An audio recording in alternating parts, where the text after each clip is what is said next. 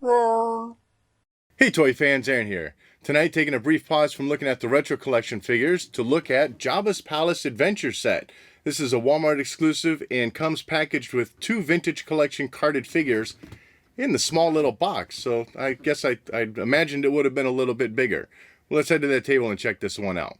And taking a look at the packaging, I did mention this is a pretty compact box and the measurements are 13 inches wide, 9 inches tall, and only 6 1/4 inches deep. Artwork on the front of it looks just fantastic. Of course, you get a good look at the product that you're getting, those 3 different walls. You get the yellow stamp with 2 vintage collection carded figures off to the side, showing you that you do get the included Han Solo and Ree Yees. Some fine print underneath that Star Wars Return of the Jedi logo stating that you do indeed only get Han Solo and Ree Yees and not the other figures that you see on the package. On each side of the packaging, things are identical. You just get the Jabba's Palace Adventure name and the same image that you had on the front placed off on the side. On the top of the package, things are pretty much the same, but this time you do have a different photo of the playset showing you a different configuration. And then on the bottom, pretty similar thing once again. You have yet another photo with both walls off to the side instead of coming straight out. On the back side of the packaging, things are pretty much the same. This is where you're going to find your Star Wars Vintage Collection logo though. Due to the legal information underneath the image, things are kind of scrunched up a bit. And your Han Solo Ree Yees carded layout is just a little bit different, but otherwise nothing really new to see here. And when you open it up, slide that out, this is how things are packaged. Your 2 included carded figures are up on the top of the packaging, and they're laying face to face, but laying in between those 2 card backs are the 2 sidewalls. And as you can see, those 2 sidewalls are thicker than the dimensions of the 2 cards faced together, so you're going to have some warping of those cards, especially the one on the bottom. It's kind of an interesting way to do it. I suppose they need something in there because otherwise one card is definitely going to warp either way. But on the plus side, as you see these out of the packaging, the warping is really not all that bad. Ree Yees, or the figure that was up on the very top, he came out pretty much straight. And as you can see from the side of Han Solo, it's very minor warping. Lay the card flat, or if you keep your figures carded in a star case, you're going to be just fine. And since we're here, why not go ahead and just look at the rest of these cards too for the packaging. Han Solo, I think, looks fantastic. Nice image of him and the Carbonite off to the side. And then on the back side, each card is still the same. Han Solo, he has VC 136 for the number in the lineup. The image showing you 6 figures that are available in the line. 2 of those being the ones you're getting here. Same right up off to the side, talking about celebrating the legacy of Star Wars. And then for Ree Yees, once again, pretty good image of him here. But what you're seeing, though, is him on the barge and not in Jabba's palace. I guess in this case, I feel like that's an interesting choice to use, but it is still a nice image. And then on the back, the only difference you're getting from the Han Solo card is his number in the lineup, and he is VC 137. Onto the playset now, and I know the box says some assembly required. To call it assembly is really just saying that you just have to put your walls on, and you have multiple layouts that you can do, but you get the 3 individual pieces. You get a left wall, a right wall, and then your center wall, which of course is where you're going to hang your Han Solo Carbonite block. And on each side of the center wall, you have 2 positions where you can slide these arches. So you got possibilities for multiple different layouts that you can do. And putting these walls on couldn't be any easier. They just slide onto the cutout archways that are sculpted onto that center wall. On the insides of your side walls, you have an indent sculpted in there where those busted archways will fit right into and hold them into place. They stay pretty secure, so they're not going to fall off on you. And once you have them in, they still blend pretty well with that center wall. I think that's quite an interesting approach to take to give you multiple options for layouts and still make it look pretty good on the side where you're not going to have a wall attached. You know, it's not going to be slots or pegs. I should note these walls go on very tight. As you can see here by one of the little posts on the center wall, it's already starting to scratch it up just by taking these on and off a couple times. Now on the plus side, since the playset's already kind of, dingy and dirtied up, it's not really all that noticeable, but certainly over time, it is something that's going to really wear into the plastic and the paint. Going in for a closer look at the sculpting of the walls. As I mentioned, the sculpting does indeed look great. You got some nice cracks, various crevices in there, and a little bit of a wash just to help highlight some of that details. Each front side of these walls are different, so it's not just a mirrored image of the wall. And then on the back side, I got to say, this was pretty surprising to see. Even though, yes, you still pretty much have a mostly hollow piece. You see the little ridges in there that are sculpted to help maintain the integrity of these walls. You do have some kind of mechanical sculpting and painting in here. You got some mesh, which looks like it's more for the backing of the wall, or, like if you were to see the wire behind stucco. You got some pipes running along in there, maybe an air condenser of some sorts. and a pretty decent paint job. Nice silver color, a little bit of black washed in there. So I like seeing that, I mean, it's, yes, on one hand, it's still hollowed out and not entirely finished, but they still decorated it up a little bit. And then for the other wall, the right wall, as you can see, sculpting is indeed different for the way that the crevices and rock formations are done. Still a nice wash to help bring out some of those details. And then on the backside, you have even more detailing than you had on the previous piece.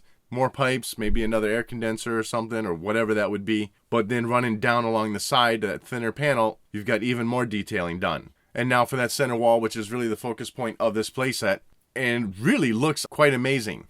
Running along the top, you have some nice ornamental detailing being done here. It's recessed just a little bit into that wall, and a pretty nice paint job to go along with that. It doesn't bleed out around the edges, and in some spots you can see where that paint looks to be worn. So that is nice to see. It does fit in pretty well with the rest of the playset, since it definitely looks like the place has been around a long time. Inside the wall, you got some pretty nice designs going in there, especially in that recessed part where the carbonite block does hang. There's a little magnetic thing that helps hold that up, and I'll show that off in a little bit. Off to the side, you got the control panel sculpted in there that Leia used to lower the carbonite block. A few yellow buttons painted in there, staying pretty nice and tight with where it needs to be.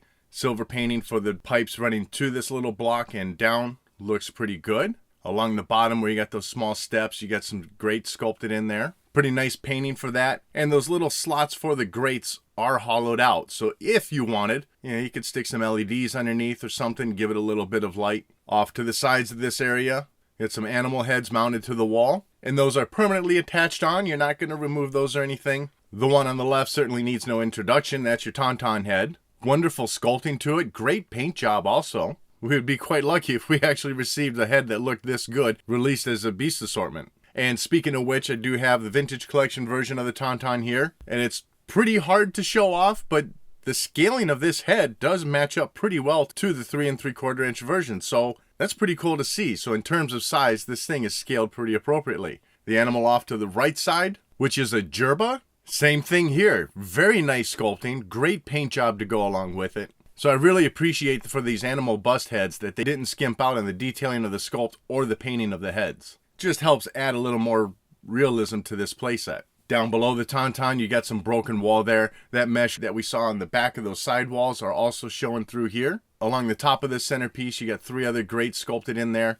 Pretty nice paint job for that. And even on the underside of this arch piece, you've got some grates in there. Along the back side, although it is mostly hollowed out, you still have some finished off look to this. So you still get some nice wash in there for some stone look. That upper center piece where you're going to get your access to those grates is sealed off. I'm not going to try and pry mine open because I'm sure I'd break it, and I don't want to do that. But if you're someone that likes to customize things, pretty sure you'd be able to get in there and add some lights in there if you wanted to. Also in the center is where you're going to find your switch to raise and lower that carbonite block. And towards the top back side of that carbonite block, you'll see this rounded spot, and that's where the magnet's located. Sticking it on there is super easy, though. It's a strong magnet, so it gravitates right towards it. Holds very well, and then you can just raise and lower that switch. Piece of cake. Overall dimensions for this playset assembled, if it's in this U-shaped configuration, it's going to be about 12 3/4 inches, and that's including the little archways that are broken off on the sides of that center wall. And then for the depth, you'd be looking at about 8 1/8 of an inch. With the wall set up off to each side, you're looking at a width of 22 1/2 inches. And at the highest point, this is 7 3/4 of an inch tall. And now we'll move on to the 2 figures, which I've already done full reviews of each original release of these from the Black Series line. So I'll really just do a comparison side by side here on the screen of each one so you can see if these are some good updates or not to figures we've already received. And starting first with the Han Solo with carbonite block. On the right side is that Black Series release, and there is not much difference between these 2 figures. You get the same exact binder accessories for the hands and for the feet, or for the arms, however you want to use them. But really I can only make out 2 differences, and that's going to be in the painting of the eyes. You're getting a much better paint job on this newer release, at least on my figure. Certainly that's something that might vary figure to figure, but you're getting better detailing with that paint job. And then just overall, it's not as glossy of a figure as we had on that original release. The head was much more shiny, the body had more gloss applied to it, so that's certainly nice to see that that's been toned down on this newer release. And as you move down to the legs, man, maybe just a slight tone difference in the brown color. But like I said, really overall the difference is going to be the painting in the eyes and just not being such a glossy figure. As far as the Carbonite block on the front and sides, that is just a spitting image of each piece. Holding them in my hands, really the only way I would know the difference is because of the weight of the magnet inside the newer one, adding a touch of heft to it. And then on the back side, that's going to be your telltale sign of which is which, because as I mentioned earlier, you kind of got that little round circular pattern on the top of the Carbonite block where that magnet is. And for Ree Yees, well, this is a night and day difference here between the two figures. On that original release, it was much more pale in color with just some very subtle of orange washed into the skin. And this time, I feel like it's too extreme. That is a ton of orange on this figure, both throughout the head, the top of the chest, and in his hands. Personally, I kind of feel like somewhere in the middle lies where this figure should look. Don't get me wrong, it's applied nicely. It's got a good look to it, and it settles in those crevices very well. But for me, for my taste of what I think this figure should look like based on how I saw him in the movie, it's just a little too orange for me. Otherwise, though, this is a straight re-release from that Black series, so nothing new on the sculpt. Your accessories are identical.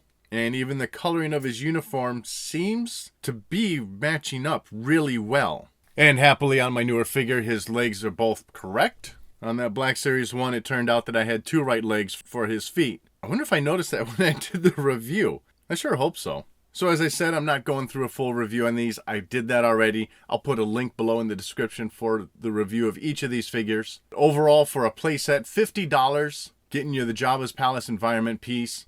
You're getting 2 carded vintage collection figures. That's a pretty good value. And even though really your only playability function with this is raising and lowering the Carbonite block, it's still a fantastic piece and offers a great environment to have your figures displayed or to play with your figures. So hopefully this is something that collectors and kids, anyone who wants this piece, can get their hands on. And that wraps up this look at Jabba's Palace Adventure Set. I'd love to know what your thoughts are on it in the comments section below. And as always, thank you for watching.